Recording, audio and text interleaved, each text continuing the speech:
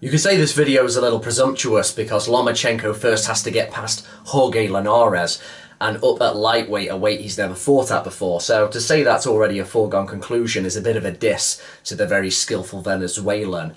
But Jesus Cuellar was just taken out in an increasingly familiar concussive fashion by Gervonta Davis, the man known as Tank. And after he'd wrecked another opponent, he said he is willing to fight Lomachenko next, so long as it is on pay-per-view. Now, I don't think there's a problem with that. Lomachenko is basically a superstar at the moment, and Davis is a very good, skillful, dangerous little guy at super feather who's got that real kind of street spite to him, like a young Zab Judah. He's a bit of a killer in there, which I like to see. And he would certainly make for an interesting fight against Lomachenko. There's no doubt about that. It would certainly generate interest, that one. If Lomachenko does get past Linares, goes back down to super featherweight, defends his WBO title against Davis's now newly won WBA, what do you think would happen there?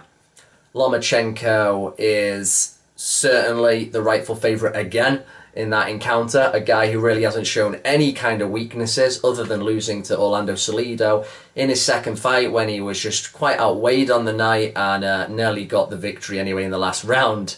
He's been pretty imperious apart from that, looking pretty damn good, and of course has made his last 4 opponents all basically quit or be pulled out, which is quite something. The only problem with it actually occurring would be that I could see Mayweather telling Davis, whispering in his ear that you're actually a bigger name than Lomachenko, which isn't the case, and I could see negotiations actually breaking down before it takes place.